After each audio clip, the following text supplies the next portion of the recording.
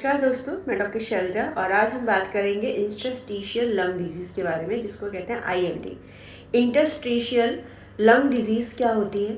ये जो है फेफड़ों की बीमारी होती है। फेफड़ों की बीमारियों का एक समूह होता है और इसमें क्या लक्षण आते हैं, जैसे सांस फूलना, सूखी खांसी आना, थकान बहुत ज़्यादा आना, ये दिक्कतें हो जाती हैं।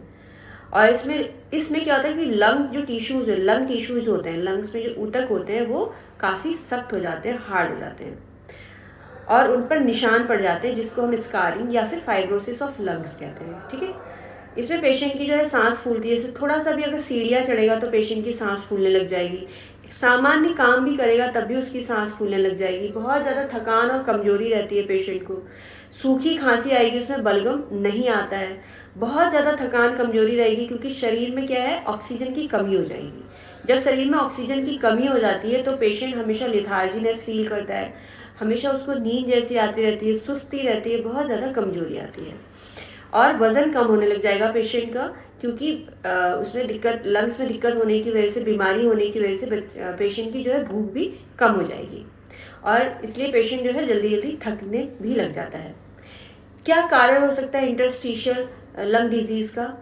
देखिए, कुछ जैसे खास प्रकार की दवाएं हो गई, जैसे रेडिएशन थेरेपी हो गई, उसकी वजह से हो सकता है, या किसी की बहुत लंबे समय से बहुत हाई पावर के स्टेरॉइड्स या कुछ ऐसी दवाइयाँ चल रही जो कि उसके लिए नुकसानदायक है, तो उसकी वजह से भी हो सकती है, या रेडिएशन थेरेपी की वजह से भी हो सकती है।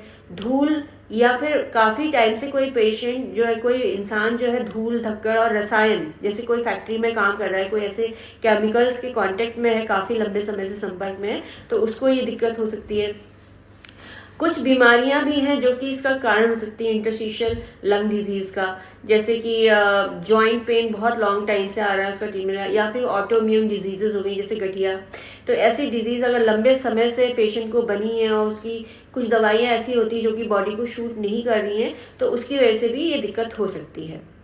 तो मेनली क्या है कि जब कोई बहुत लंबे समय से धुएं के कांटेक्ट में, जैसे कोई बहुत लंबे समय से स्मोकिंग कर रहा है, या फिर किसी के घर में कोई बहुत चेन स्मोकर है कोई, और उसके कांटेक्ट में कोई पर्सन आ रहा है, जैसे कई बार क्या होता है कि किसी के पिता बहुत ज़्यादा स्मोकिंग करते हैं, तो उनकी वाइफ हो गई, उनके बच्चे हो गए, दिन रात उनके आसपास रह रहे हैं, तो उस धुएं से बच्चों पे और आपकी वाइफ के लंग्स पे भी इफेक्ट पड़ सकता है। आपके आसपास जो भी है, आपके माता पिता भी हैं, तो उन पे भी इफेक्ट पड़ सकता है।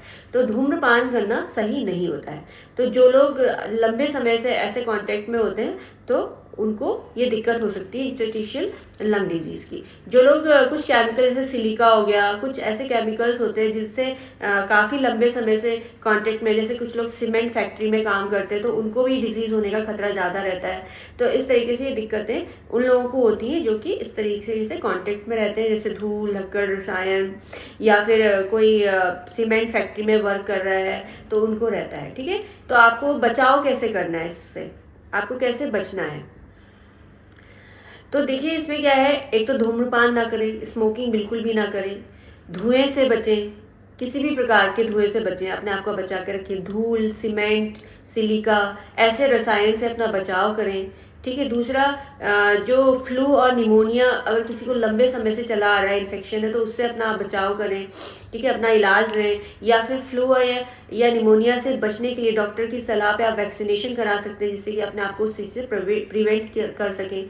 दूसरा, नियमित व्यायाम करें, एक्सरसाइज करें, स्वस्थ वजन रखें, मतलब अपना वजन बहुत ज़्यादा ना होने दें।